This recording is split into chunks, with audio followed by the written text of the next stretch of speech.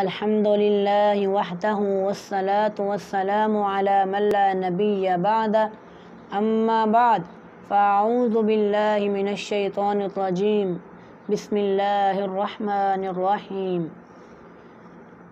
پیارے بھائیوں، دوستوں اور بزرگوں، رسول اللہ صلی اللہ علیہ وسلم پر جو قرآن مجید اترا ہے، اس کے بارے میں قرآن مجید میں واضح یہ الفاظ اللہ تعالیٰ نے فرما دیے ہیں کہ وَنُنَزِّلُ مِنَ الْقُرْآنِ مَا هُوَ شِفَاءٌ، قرآن کو ہم نے شفا بنا کے نازل کیا ہے۔ سورۃ الفاتحہ ایک مبارک اور چھوٹی سی سورت ہے۔ جب ایک سردار کو بچھو نے کاٹ لیا تھا تو اس پر ایک صحابی نے سورۃ فاتحہ پڑھ کے دم کیا تھا، تو اس کو شفا ملی تھی کہ نہیں ملی تھی؟ ملی تھی نا۔ تو اس لیے ہمیں بھی چاہیے کہ جب بھی کوئی درد ہو تو سورۃ فاتحہ پڑھ کر دم کیا جائے۔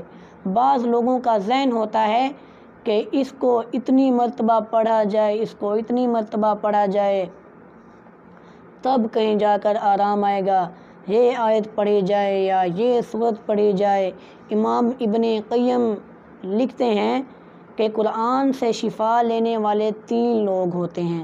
کچھ لوگ ہوتے ہیں وہ کہتے ہیں کہ شفا لینے کے لیے نیک ہونا پڑے گا، اور ہم تو نیک ہیں نہیں، تو اس لیے ہم دعا کرتے ہی نہیں۔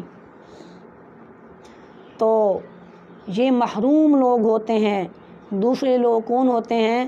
امام ابن قیم بیان کرتے ہیں کہ کچھ لوگ کہتے ہیں کہ یہ سورت، یہ آیت اتنی مرتبہ پڑھیں اور اس وقت جا کے شفا ملے گی، وگرنہ نہیں ملے گی۔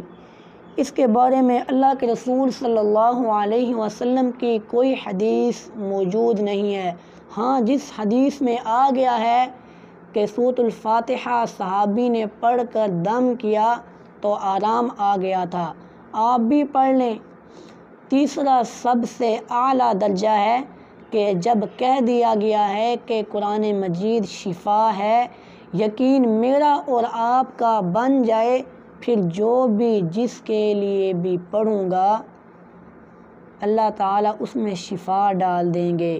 یہ سب سے اعلیٰ درجہ ہے، اس لیے قرآن سے شفا لینی چاہیے، لیکن یقین کے بعد۔ اسی طرح جن دعاؤں کے بارے میں آپ صلی اللہ علیہ وسلم نے کہہ دیا ہے کہ اس دعا کو پڑھنے سے تکلیف رفع ہو جاتی ہے، مثال کے طور پر حدیث میں آتا ہے کہ جہاں بھی جسم میں درد ہو رہی ہو وہاں ہاتھ رکھیں اور یہ دعا پڑھیں، اعوذ بعزت اللہ وقدرتہ من شر ما اجد واحاذر۔ آپ تجربہ کر کے دیکھ لیں کہ تکلیف دور ہو جائے گی۔ اللہ تعالیٰ سے دعا ہے کہ اللہ تعالیٰ ہمیں قرآن مجید کو پڑھنے کی توفیق عطا فرمائے اور اس پر عمل کرنے کی توفیق عطا فرمائے۔ آمین۔ وما علینا الا البلاغ المبین۔